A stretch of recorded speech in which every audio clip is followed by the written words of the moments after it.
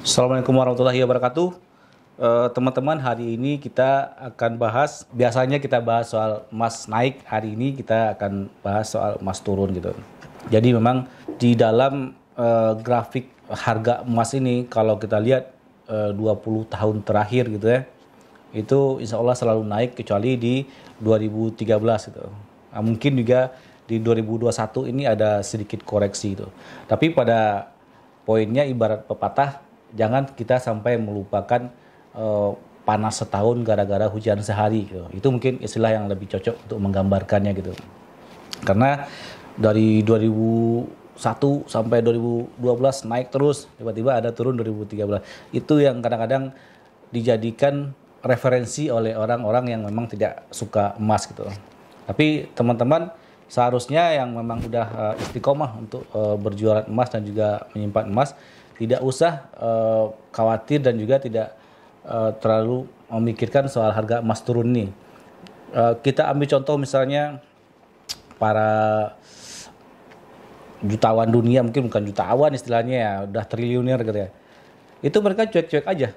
Mau harga emas turun, mau harga emas naik, mereka tetap simpan emas. Misalnya George Soros kita lihat yang punya emas puluhan ton, nggak ada dia aksi jual panik itu nggak ada gitu. Bahkan saya pun misalnya tidak ada istilah jual panik itu nggak ada. Saya kapanpun teman-teman mau jual, ayo silakan saya terima gitu.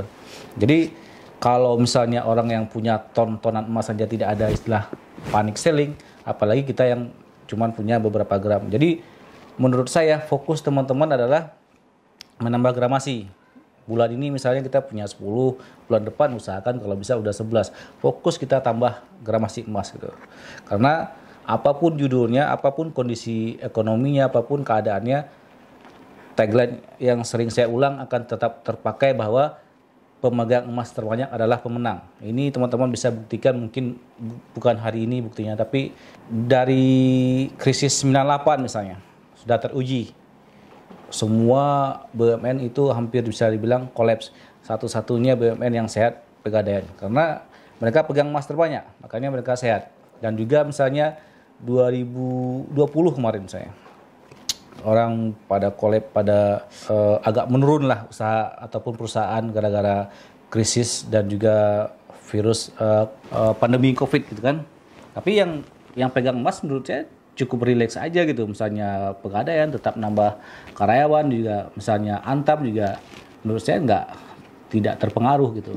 Jadi poinnya bahwa pemegang emas terbanyak selalu akan jadi pemenang itu lagi-lagi terbukti gitu.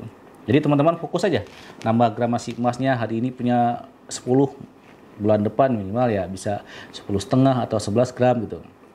Kalau kita misalnya hitungkan ke rupiah, dari Januari ke akhir Februari ini aja, kalau kita bicara soal aset, mungkin saya pribadi asetnya turun hampir 5% gitu. Karena memang hampir semua aset saya itu berupa emas, tapi tidak akan pernah saya lakukan panic selling, itu nggak ada gitu. Jadi kita menjual dan langsung beli gantinya gitu. Kalau misalnya udah nggak ada keperluan uang untuk membeli apapun, saya tidak akan menjual emas saya gitu. Kecuali kalau memang ada hal-hal yang misalnya mau beli rumah ataupun misalnya untuk pendidikan, ya kita terpaksa menjual stok emas kita gitu. Jadi untuk harga emas turun ini banyak hal yang bisa dikait-kaitkan, misalnya apakah karena masalah vaksin COVID dan segala macam, itu bisa saja jadi sebuah salah satu faktor yang membuat harga emas naik ataupun turun gitu. Tapi ya kembali lagi tetap fokus aja untuk menambah gramasi emas teman-teman semua gitu.